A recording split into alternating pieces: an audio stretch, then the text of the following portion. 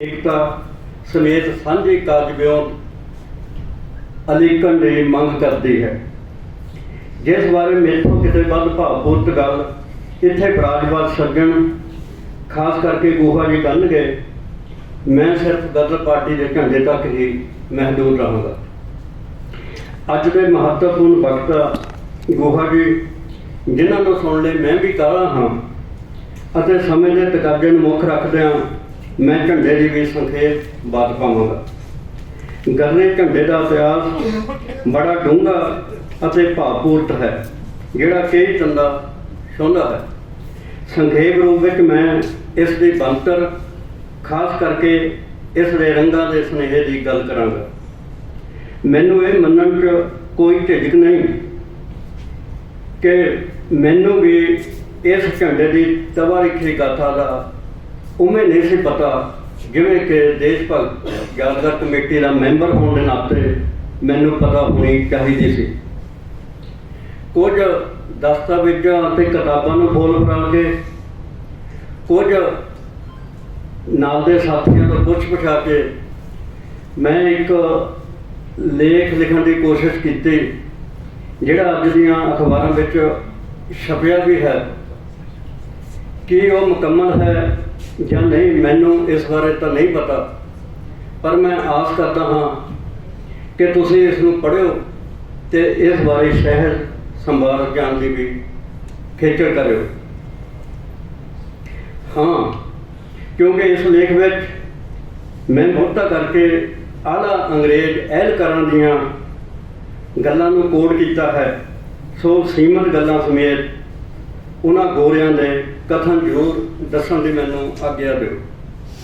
20वीं सदी के पहले दहाकिਆਂ में मुल्कों बाहर खास करके इंग्लैंड कनेडा अमरीका में भारतीय सरोकारां लई कई निक्कियां मोटियां जथेबंदियां ਜਾਂ व्यक्ति किसी ना किसी रूप में सरकार सन।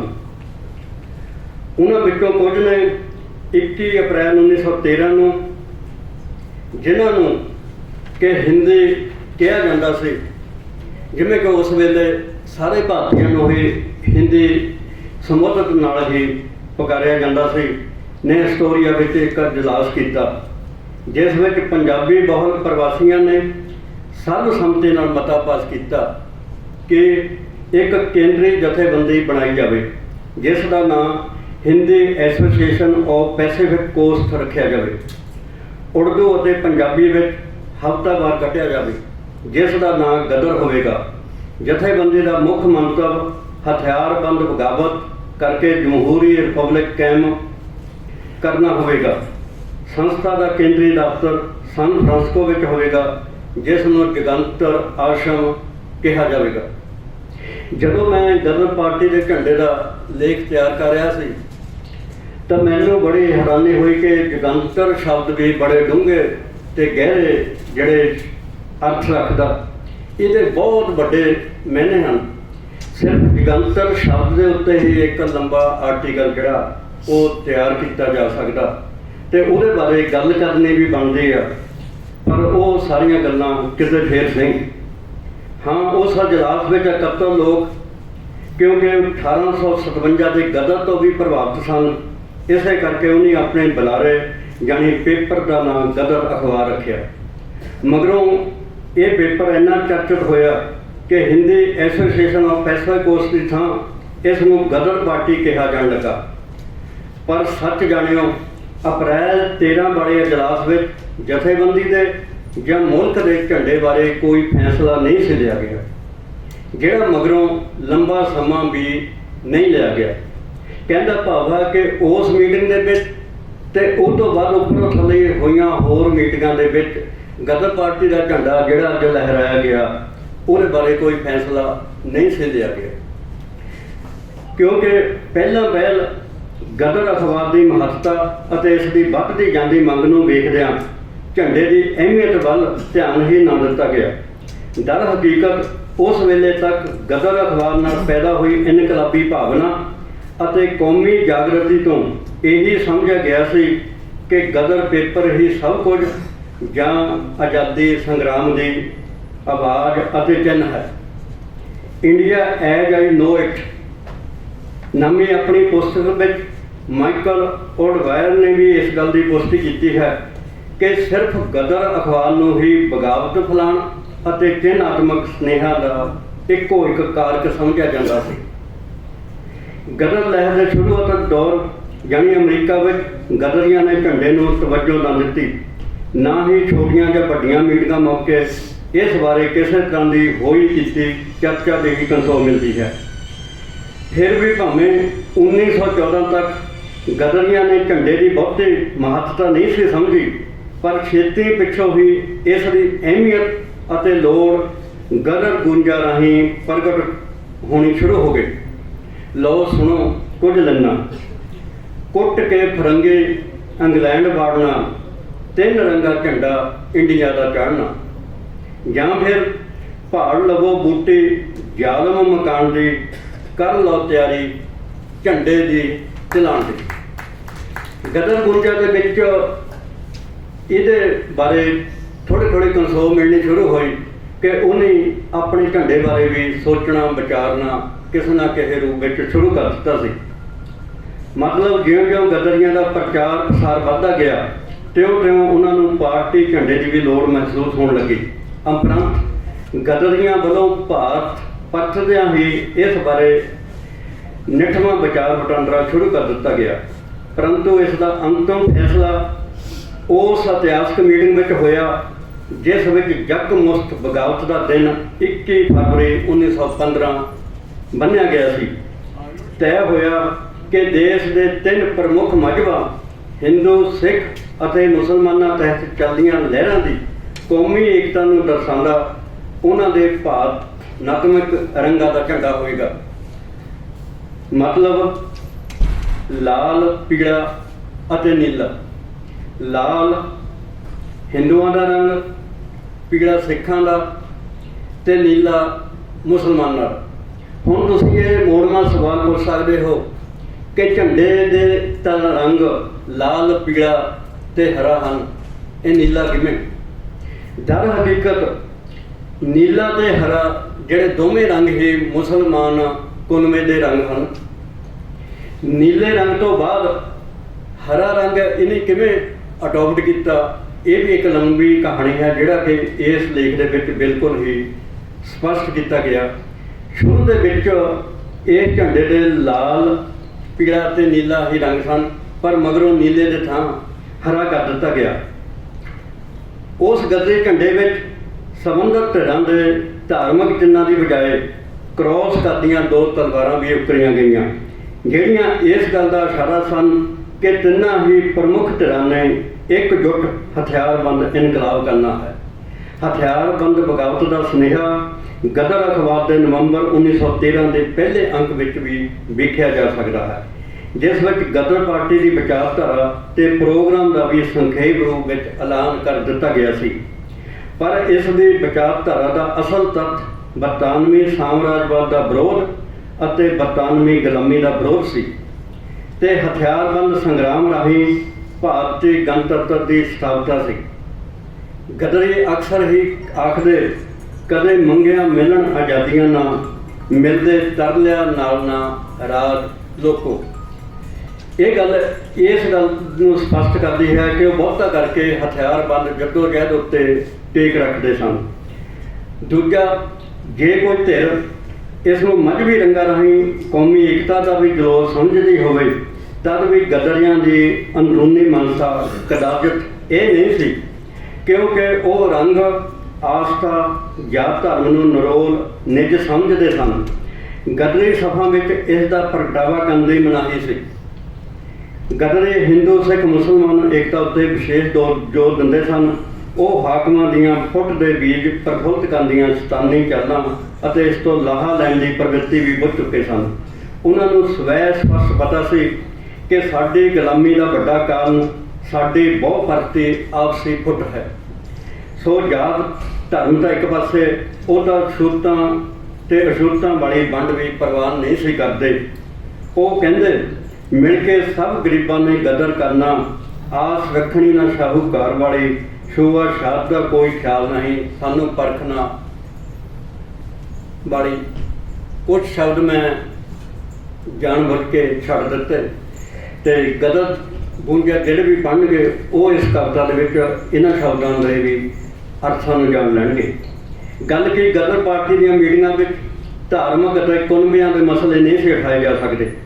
ਧਰਮ ਨਿਰੋਲ ਨਿੱਜੀ ਮਾਮਲਾ ਸੀ। ਇਹੀ ਕਾਰਨ ਹੈ ਕਿ ਹਰ ਧਿਰ ਦੇ ਸ਼ਖਸ ਗਦਰ ਪਾਰਟੀ 'ਚ ਸ਼ਾਮਲ ਹੋਏ, ਬਹੁ ਪਰਤੀ ਕੁਰਬਾਨੀਆਂ ਕੀਤੀਆਂ। ਗਦਰੀ ਇਕੱਠੇ ਹੋ ਕੇ ਗਾਉਂਦੇ, ਖੁਫੀਆ ਰਾਜ ਸੁਸਾਇਟੀਆਂ ਕਰੋ ਕਾਇਮ, ਰਲ ਮਹੱਟੇ ਬੰਗਾਲੀ ਦੇ ਯਾਰ ਹੋ ਜਾਓ, ਹਿੰਦੂ ਸਿੱਖ ਤੇ ਮੋਮਨੋ ਕਰੋ ਜਲਦੀ, ਇੱਕ ਦੂਜੇ ਦੇ ਮਦਦਗਾਰ ਹੋ ਜਾਓ। ਖੁਫੀਆ ਵਿਭਾਗ ਅੰਗਰੇਜ਼ ਹੁਕੂਮਤ ਦੀ ਰਿਪੋਰਟ ਮੁਤਾਬਕ ਰਾਸ ਬਿਹਾਰੀ ਬੋਸ ਦੀ ਸਰਗਰਮ ਸਲਾਹ ਤੇ ਝੰਡੇ ਤਿਆਰ ਕੀਤੇ ਗਏ, ਜਿਸ ਵਿੱਚ ਕਰਤਾਰ ਸਿੰਘ ਸਰਾਭਾ ਨੇ ਬੇਹੱਦ ਸਰਗਰਮ ਰੋਲ ਨਿਭਾਇਆ ਸੀ। ਝੰਡੇ ਫੜੇ ਗਏ ਅਤੇ ਚੰਗੇ ਭਾਗੀ ਉਹ ਲੱਭ ਵੀ ਲੈ ਗਏ। ਅੰਗਰੇਜ਼ਾਂ ਦੀ ਖੁਫੀਆ ਵਿਭਾਗ ਦੀ ਰਿਪੋਰਟ ਇਹ ਕਹਿੰਦੀ ਹੈ ਕਿ ਲੁਕੋਏ ਹੋਏ ਝੰਡੇ ਵੀ ਚੰਗੇ ਭਾਗੀ ਲੱਭ ਲੈ ਗਏ। ਤੁਸੀਂ ਸ਼ਬਦ ਚੰਗੇ ਭਾਗ ਵੱਲ ਧਿਆਨ ਦਿਓ, ਜਿਹੜਾ ਇਹ ਦਰਸਾਉਂਦਾ ਹੈ ਕਿ ਹਕੂਮਤਾਂ ਲੋਕ ਹਿੱਤਾਂ ਨੂੰ ਪ੍ਰਣਾਏ ਬਾਗੀ ਝੰਡੇ ਤੋਂ ਕਿੰਨਾ ਰਹਿੰਦੀਆਂ ਸਨ। ਝੰਡੇ ਦੀ ਮਹੱਤਤਾ ਕਿੰਨੀ ਸੀ ਕਿ ਅਡਵਾਈਜ਼ ਨੇ ਮਾਈ 25 ਈਅਰ ਇਨ ਇੰਡੀਆ ਨਾਮੀ ਆਪਣੀ ਲਿਖਤ ਵਿੱਚ ਨੋਟ ਕੀਤਾ ਕਿ ਜਿਸ 23ਵੇਂ ਰਸਾਲੇ ਨੇ ਬਗਾਵਤ ਦੀ ਸ਼ੁਰੂਆਤ ਕਰਨੀ ਸੀ, ਬਦਕਿਸਮਤੀ ਨੂੰ ਉਹਦੇ ਬਾਡੀਗਾਰਡ ਵੀ ਉਸੇ ਰਸਾਲੇ ਵਿੱਚੋਂ ਸਨ, ਜਿਨ੍ਹਾਂ ਵਿੱਚੋਂ ਕੁਝ ਦੀ ਮਦਦ ਨਾਲ ਗਵਰਨਰ ਹਾਊਸ ਉੱਤੇ ਗਦਰੀ ਝੰਡਾ ਵੀ ਲਹਿਰਾ ਦਿੱਤਾ ਜਾਣਾ ਸੀ। ਜੇ ਅਜਿਹਾ ਕਰਨ ਵਿੱਚ ਗਦਰੀ ਸਫਲ ਹੋ ਜਾਂਦੇ ਤਾਂ ਸਿੱਟੇ ਬਹੁਤ ਹੀ ਦੂਰ ਰਸ ਨਿਕਲਣੇ ਸਨ। ਝੰਡੇ ਦੇ ਸੰਦਰਭ ਵਿੱਚ ਕਰਤਾਰ ਸਿੰਘ ਸਰਾਭਾ ਦੀ ਬੇਜੋੜ ਘਾਲਣਾ ਬਾਰੇ ਵੀ ਇਸੇ ਲੇਖ ਵਿੱਚ ਵਿਸਾਤ ਦੱਸਣ ਦੀ ਗੱਲ ਕੀਤੀ ਗਈ ਹੈ। ਮੈਂ ਉਹਦੇ ਬਾਰੇ ਗੱਲ ਇੱਥੇ ਨਹੀਂ ਕਰਾਂਗਾ। ਇੱਕ ਅਦਾਲਤੀ ਰਿਪੋਰਟ ਮੁਤਾਬਕ ਕਰਤਾਰ ਸਿੰਘ ਸਰਾਭਾ ਨੇ ਝੰਡੇ ਦੀ ਰੂਪਰੇਖਾ ਬਣਾਈ। ਜਿਹੜੇ ਰੰਗ ਝੰਡੇ ਵਿੱਚ ਵਰਤੇ ਗਏ ਉਹ ਹਿੰਦੂ ਸਿੱਖ ਅਤੇ ਮੁਸਲਮਾਨ ਧਰਮ ਦੀ ਪ੍ਰਤੀਨਿਧਤਾ ਕਰਦੇ ਸਨ। ਤਲਵਾਰ ਪੰਜਾਬ ਦੀ ਜੁਝਾਰੂ ਪਰੰਪਰਾ ਦਾ ਚਿੰਨ੍ਹ ਹੈ, ਜਿਸ ਨੂੰ ਹਥਿਆਰਬੰਦ ਸੰਗਰਾਮ ਦੇ ਪ੍ਰਤੀਕ ਵਜੋਂ ਵਰਤਿਆ ਗਿਆ ਮਾਲੂਮ ਹੁੰਦਾ ਹੈ।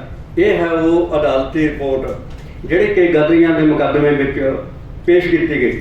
ਹੁਣ ਤੱਕ ਦੀ ਖੋਜ ਪੜਤਾਲ ਅਤੇ ਇਤਿਹਾਸਕ ਤੱਥਾਂ ਤੋਂ ਇਹ ਗੱਲ ਵੀ ਸਪਸ਼ਟ ਹੁੰਦੀ ਹੈ ਕਿ ਗਦਰੀਆਂ ਦੀਆਂ ਅਗਲੀਆਂ ਗਲੇਰੀਆਂ ਪੂਰਾ ਜੋ ਰੂਸੀ ਇਨਕਲਾਬ ਜਾਂ ਮਾਰਕਸਵਾਦੀ ਦਰਸ਼ਨ ਦੇ ਬਾਅਦ ਵਿੱਚ ਆਈਆਂ, ਕੌਮੀ ਏਕਤਾ ਸਮੇਤ ਲਾਲ ਰੰਗ ਨੂੰ ਇਨਕਲਾਬ ਦਾ, ਕੇਸਰੀ ਨੂੰ ਕੁਰਬਾਨੀ ਦਾ ਅਤੇ ਹਰੇ ਨੂੰ ਖੁਸ਼ਹਾਲੀ ਦਾ ਪ੍ਰਤੀਕ ਵੀ ਸਮਝਦੇ ਪ੍ਰਚਾਰਦੇ ਸਨ।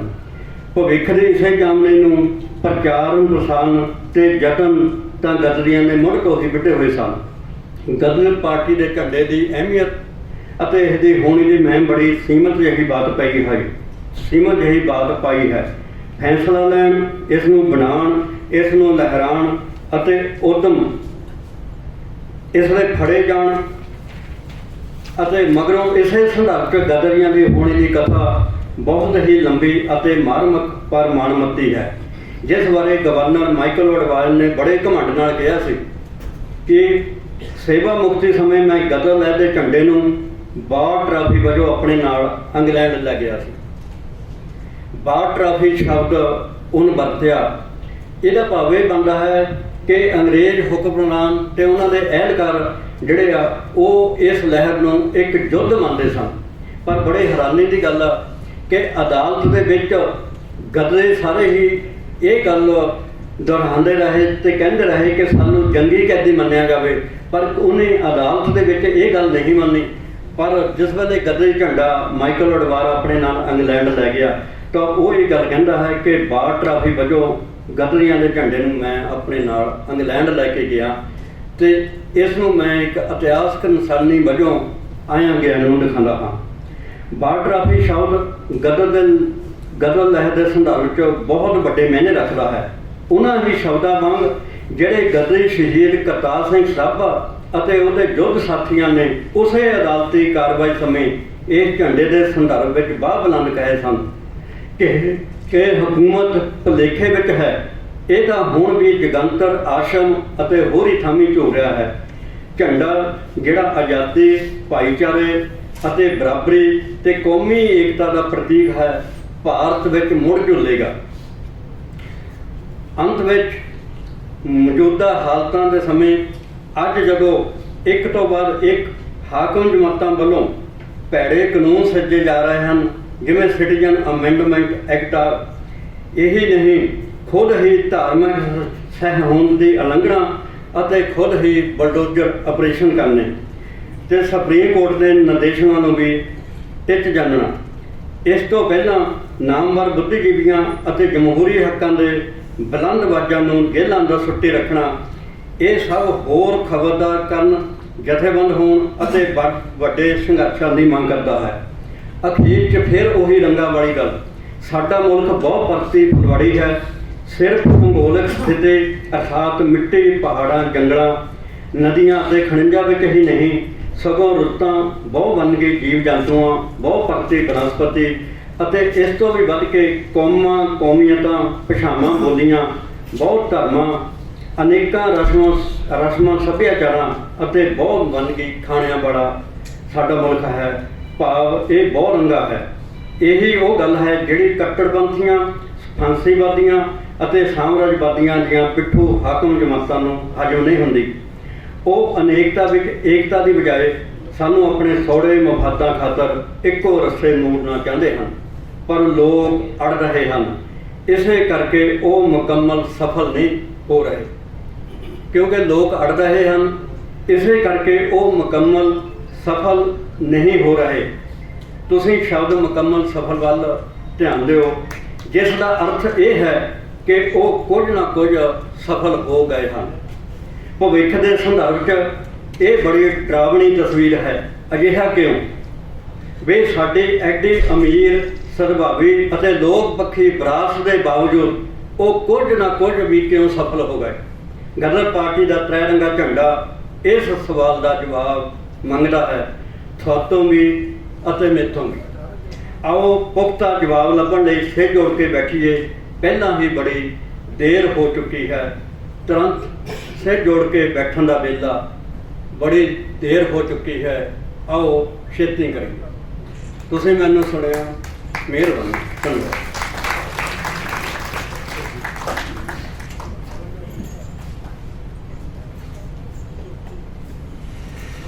ਆਪਣੇ ਆਪ ਹੀ ਅੱਜ ਦੇ ਸਮਾਗਮ ਦਾ ਆਗਾਜ਼ ਜੀ